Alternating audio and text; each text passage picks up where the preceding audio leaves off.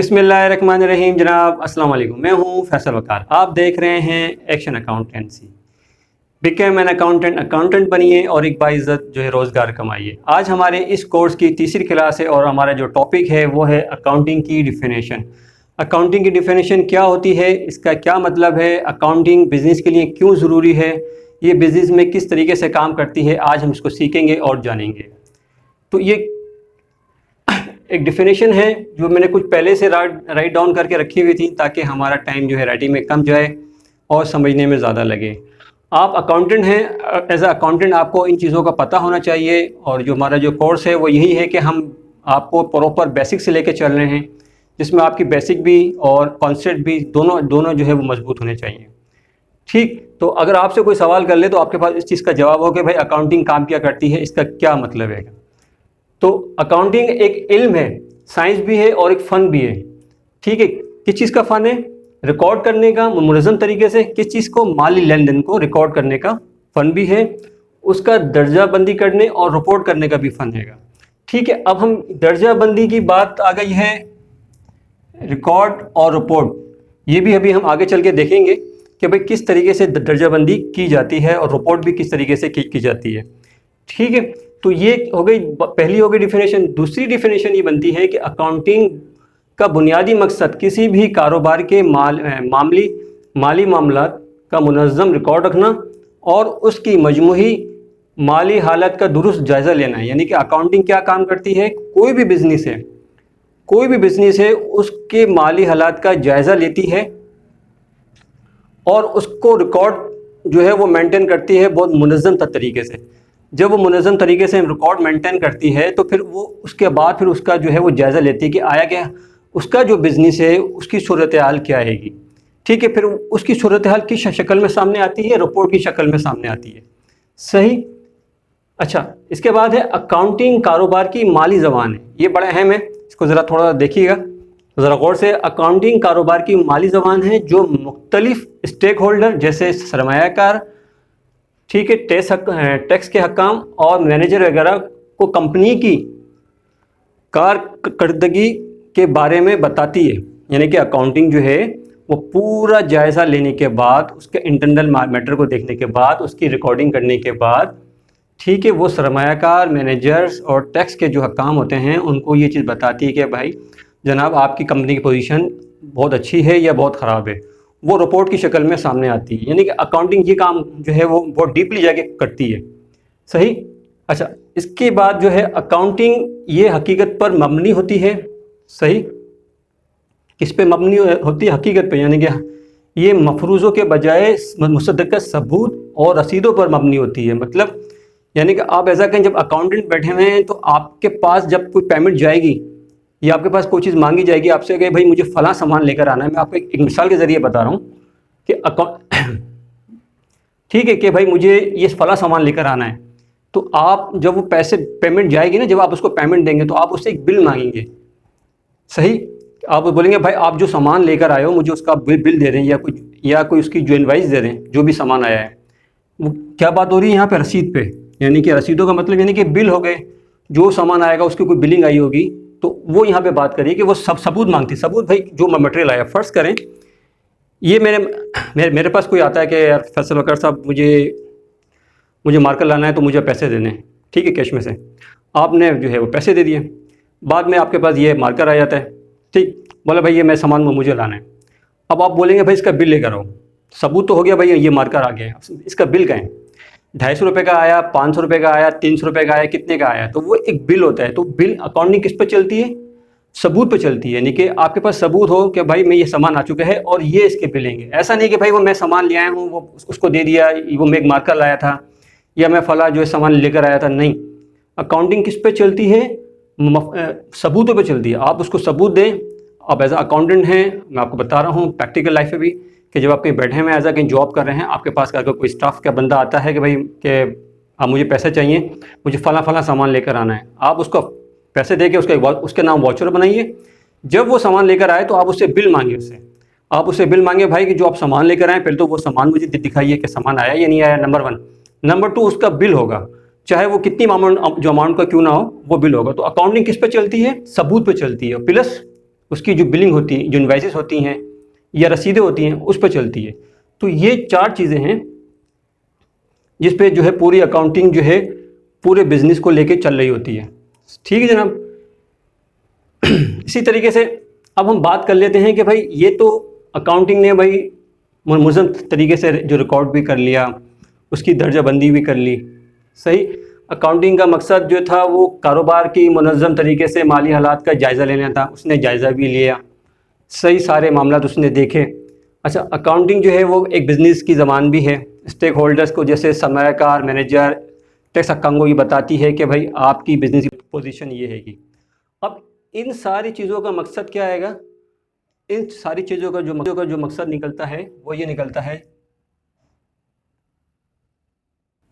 ये चीज़ें आपको समझ में आ गई।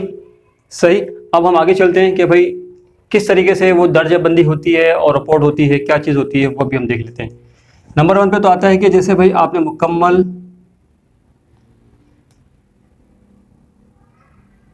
मुकम्मल रिकॉर्ड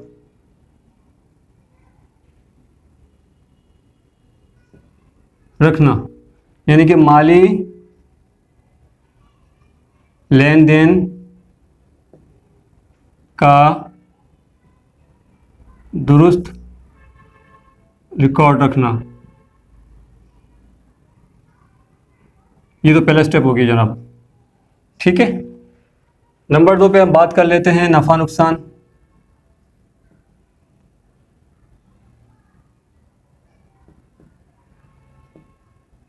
यानी कि प्रॉफिट एंड लॉस जो हम बात करते हैं। सही। तो वो क्या आएगा? मखसूस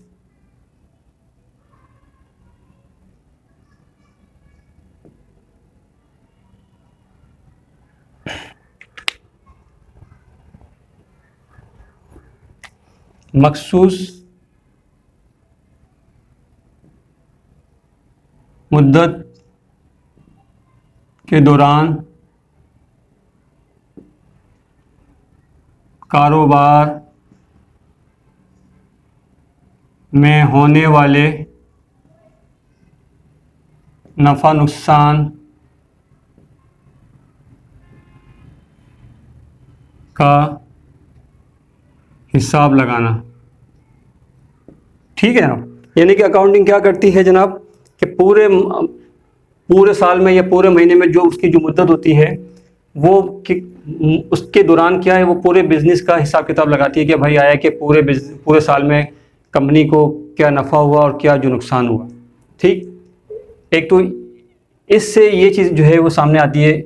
ये सब चीज़ें करने का मकसद क्या होता है कि भाई कि उसने जो है कि भाई रिकॉर्डिंग भी कर ली है, उसने सूरत हाल का जायज़ा भी ले लिया, दुरुस्त जो रिकॉर्डिंग भी कर ली। ये सब करने के बाद जो मेन मकसद निकल के सामने आता है, एक तो मुकम्मल रिकॉर्ड रखना, नफ़ा नुकसान मालूम करना। ठीक। ये आपका हिसाब हो गया और एक चीज़ हो गई। दूसरा है माली पोजीशन।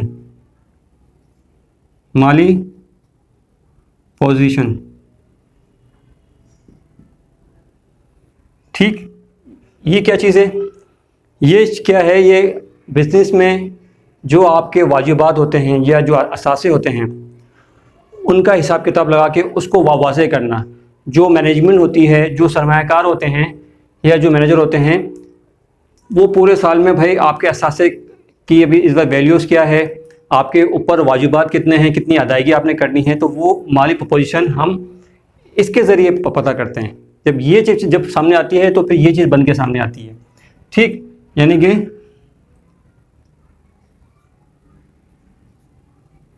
पूरे साल में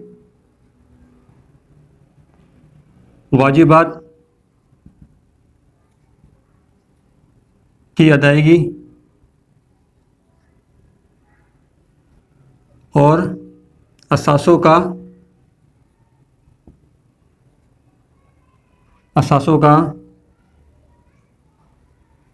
हिसाब लगाना।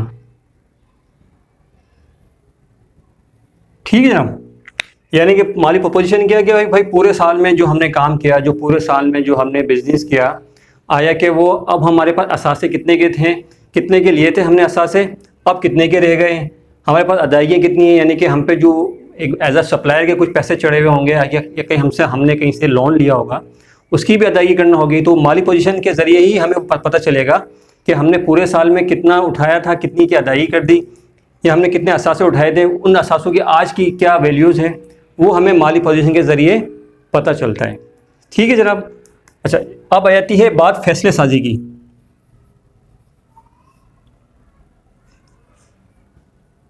फैसले साजी क्या, जब आप एज अकाउंटेंट कहीं बैठे हुए हैं और आपने ये सारी चीज़ें पढ़ने के बाद फिर आपने उनको मुकम्मल रिकॉर्ड भी बता दिया, आपने सही, आपने उनको नफ़ा नुकसान भी आपने बता दिया, भाई कि जनाब बॉस ये हमारे पास हमारे बिज़नेस की सूरत हाल ये हैगी कि बिज़नेस हमारा नफ़े में है या लॉस में है, वो आपने बता दिया। ठीक है, हमारी पोजीशन भी आपने बता दी बैलेंस शीट बना के कि जनाब मैंने जो है वो इतनी अदायगी हमने करनी है पूरे साल की, और हमने इतने असासे हमने उठाए थे, फला मशीनरी थी, फला इक्विपमेंट था, वो हमने लिए थे, तो आप उनकी वैल्यूज़ ये रही और नए असासों की वैल्यूज़ ये रही, तो वो सब इसके अंदर आ जाता है, आपने ये भी बता दिया। अब आ जाती है बात फैसले साजी की। जो टॉप मैनेजमेंट होती है, जो मैनेजर हैं, ये से हमने जो है कंपनी को लेके चलना है, तो वो आप फैसले साजी किसकी बेस पे करते हैं, माली पोजीशन और प्रॉफिट एंड लॉस यानी कि नफ़ा नुकसान। जब ये पूरी शक्ल आपके, ये दो चीज़ें आपके सामने आएंगी, तो जो बॉसेस जो होंगे, जो टॉप मैनेजमेंट होगी, उनको ये फैसला करने में आसानी होगी कि आया कि हम पूरे साल में जो आने वाले साल में हम कहाँ पे खड़े होंगे। सही, वो अपने एक लाएअमल तैयार करते हैं, फिर माली फ़ैसले की दुरुस्त जानकारी भी करते हैं कि आया कि हमारे पास कितना फ़ंड होना चाहिए, क्या नहीं होना चाहिए, हमारा जो बिज़नेस है वो कितना ग्रोथ करना है, किस तरीके से लेके चलना है, कहाँ वीकनेस हैं उसको दूर करना है। तो वो फैसले साजी के ज़रिए ही सारे मामला जो है वो तय पाए जाते हैं। ठीक है, वो कब होंगे, जब आप उनको ये सारी चीज़ें बना के देंगे। एज अ अकाउंटेंट मैं आपसे बात कर रहा हूँ, आप ये सपोज करें कि आप कहीं अकाउंटेंट हैं और आपके सामने ये सारा डेटा आ गया है कि भाई आप हमें प्रॉफिट एंड लॉस बना के दे दें और मैं माली पोजीशन जो बना के दे दें, जिसको हम कहते हैं बैलेंस शीट कहते हैं। ठीक है, वो भी हम मज़ीद पढ़ेंगे, आगे जाके पढ़ेंगे। ये सिर्फ एक मिसाल है जो मैं आपको बता रहा हूँ। ठीक है, जब आप फैसला साजी कर लेते हैं, उसके बाद फिर आपका आता है आपका टैक्स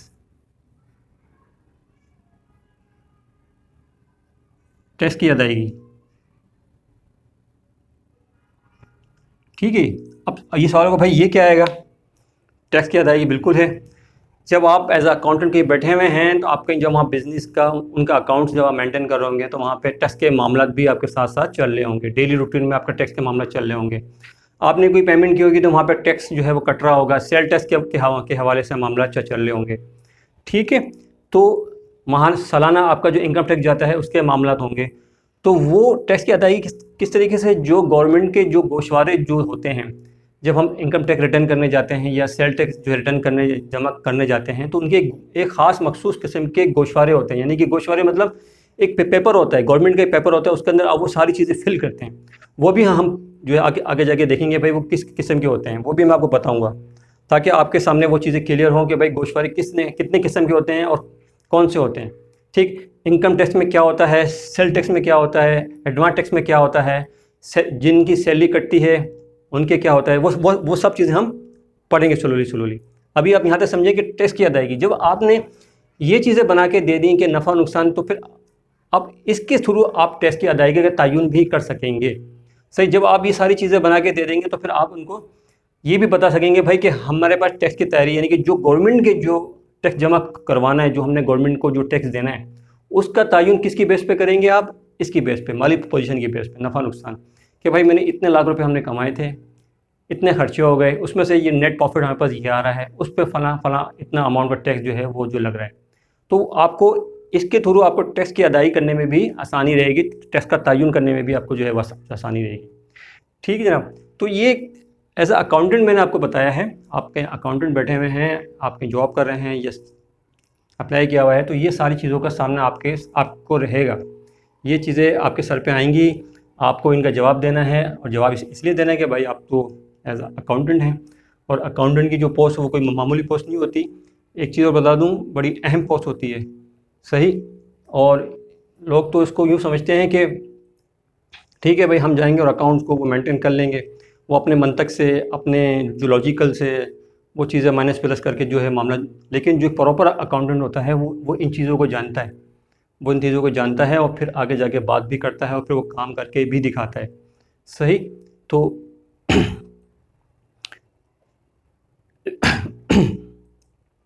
तो ये था सारा मामला हमारा अकाउंटिंग का, यानी कि आज हमारी जो क्लास थी वो अकाउंटिंग की डेफिनेशन के हवाले से थी, जो आपने देखी। अच्छी क्लास लगी होगी, उम्मीद करता हूँ कि आप बड़ी डिटेल्स में पढ़ाया, कोशिश की है कि बहुत आसान, और जो मैंने उर्दू में लिखा है ज़्यादातर, ताकि आप लोगों को समझ में आ जाए कि मैं मकसद क्या है, अकाउंटिंग की डेफिनेशन है क्या, अकाउंटिंग काम क्या करती है, किस तरीके से करती है। तो आप इसको जो है रिपीट करें, प्रैक्टिस करें। फिर भी कोई अगर सवाल हो तो आप कमेंट्स में मालूम ज़रूर करें, मैं इसका जवाब आपको ज़रूर दूंगा, जहां आपके जहन में कोई सवाल ऐसा है, ताकि आपके जहन में जो चीज़ अटकी हुई है वो दूर हो जाए। ठीक है जनाब, मैं एक बार फिर मैं रिपीट कर देता हूं जाते जाते।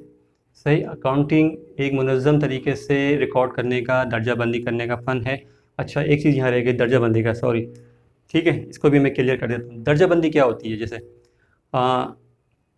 मैं आपको मिसाल इसको इस तरह दे देता हूँ।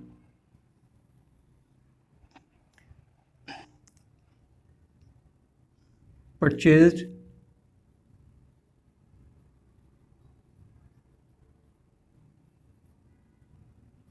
Building on cash. ठीक है, एक ये मैंने एंट्री बनाई है, परचेज बिल्डिंग ऑन कैश, यानी कि एक बिल्डिंग खरीदी गई है। अब अकाउंटिंग के पास ये ट्रांजेक्शन आ गई। ठीक है, एक ट्रांजेक्शन किसके पास आई? अकाउंटिंग के पास आई। अब अकाउंटिंग क्या करेगी? इसको, इसकी दर्जाबंदी करेगी। किस तरीके से? अब इसकी दर्जाबंदी इस तरीके से करेगी कि क्लासिफाई कहते हैं इसको हम इंग्लिश में।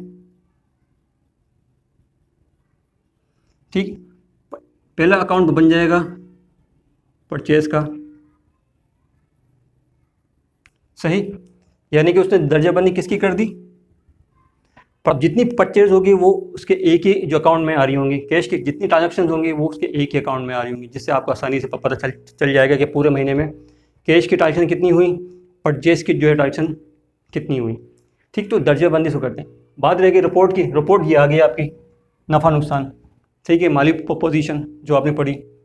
आप रिपोर्ट जो करेंगे वो ऐसे होगी, प्रॉफिट एंड लॉस बनेगा, फिर माली जो यानी कि बैलेंस शीट वगैरह बनेगी, ये आपका रिपोर्ट हो गई। ठीक है, अकाउंटिंग इस तरीके से जो है रिपोर्ट करती है। रिकॉर्डिंग करना, ये जैसे ये होगी रिकॉर्डिंग, आपने इसको रिकॉर्ड किया, फिर उसके बाद उसको जाके उसके हेड में जो अकाउंट फॉर कर दिया। तो इस तरीके से ये अकाउंटिंग जो है हमारी काम जो है वो कर रही होती है।